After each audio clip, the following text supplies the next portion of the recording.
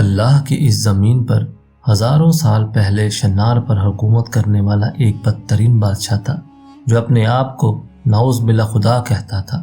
اس بدترین بادشاہ کا نام نمرود بن کنان بن سام بن نوح تھا۔ اس کا پایا تخت بابل تھا۔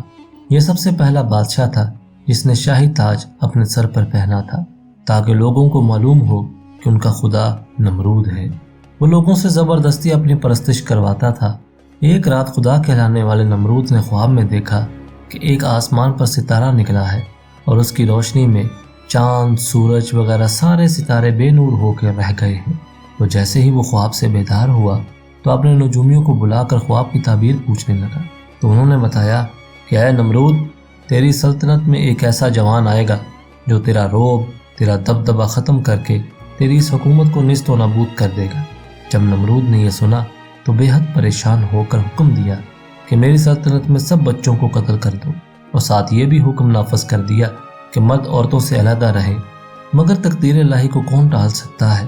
اسی دوران اللہ نے اس دنیا میں اپنے خزانوں میں سے حضرت ابراہیم علیہ السلام کو پیدا فرمایا۔ تو بادشاہ کے خوف سے حضرت ابراہیم علیہ السلام کی والدہ نے حضرت ابراہیم علیہ السلام کو دور ایک غار میں چھپا دیا، اور تقریباً 7 سال تک وہ چھپ کر روزانہ اس غار میں آتی اور اس بچے کو دودھ پلا کر واپس چلی جاتی۔ جب آپ علیہ السلام جوان ہوئے تو آپ کے چچا نے کہا کہ آپ میرے ساتھ آ کر رہیں اور میرے کام میں میرا ہاتھ بٹائیں۔ چچا کا کہنا مان کر جب حضرت ابراہیم علیہ السلام شہر آ کر رہنے لگے تو آپ نے لوگوں کو دیکھا کہ کوئی سورج کی پوجا کر رہا ہے، کوئی آگ کو پوج رہا ہے، تو کوئی بتوں کی پوجا کر رہا ہے، تو کوئی نمرود کو ہی اپنا خدا کہہ رہا ہے۔ تو آپ فرمانے لگے، اللہ تو وہ ہے جو ہر چیز پر قدرت رکھتا ہے۔ سورج طلوع ہو کر غروب ہو جاتا ہے، یہ آگ پانی سے بجھ جاتی ہے، یہ بت جن کو ہم نے اپنے ہاتھوں سے بنایا ہے، اور یہ نمرود جو ہمارے جیسا ایک انسان ہے جو کھاتا پیتا ہے اور سوتا ہے۔ یہ کیسے ہو سکتا ہے کہ یہ سب خدا ہوں؟ ایک مرتبہ جب سب لوگ میلے پر گئے ہوئے تھے تو حضرت ابراہیم علیہ السلام نے اپنی کلہاڑی سے تمام بتوں کو توڑ دیا اور کلہاڑی کو بڑے بت کے کندھے پر رکھ دیا۔ جب لوگ میلے سے واپس آئے تو دیکھا کہ سارے بت ٹوٹے ہوئے ہیں۔ سب نے یہ مان لیا کہ یہ کام ابراہیم کا ہے۔ حضرت ابراہیم علیہ السلام کہنے لگے، دیکھو اور پوچھو اس بت سے کہ شاید اس نے توڑے ہوں۔ سب حیران ہو کر پوچھنے لگے کہ یہ بت کیسے توڑ سکتا ہے؟ تو آپ فرمانے لگے، میں بھی تو یہی کہنا چاہتا ہوں کہ جب یہ کسی بت کو توڑ ہی نہیں سکتا تو یہ ہمارا خدا کیسے ہو سکتا ہے؟ نمرود نے جب یہ سنا تو حکم نافذ کیا کہ ایسی آگ جلائی جائے جو پہلے کبھی نہ جلائی گئی ہو، اور اس میں ابراہیم کو پھینک دیا جائے تاکہ لوگ عبرت حاصل کر سکیں۔ لکڑیوں کو جمع کیا گیا اور بہت بڑی آگ جلا کر حضرت ابراہیم علیہ السلام کو منجنیق کے ذریعے اس آگ میں پھینک دیا گیا۔ تو فرشتے اللہ سے فریاد کرنے لگے کہ اے اللہ، تیرے خلیل کو آگ میں ڈالا جا رہا ہے، ہمیں اجازت دے کہ ہم ان کی مدد کر سکیں۔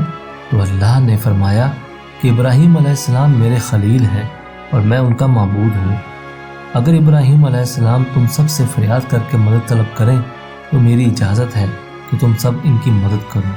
ہر ایک فرشتہ ابراہیم علیہ السلام کے پاس آ کر کہنے لگا، اے اللہ کے خلیل، حکم دیں، ہم آپ کی مدد کریں گے۔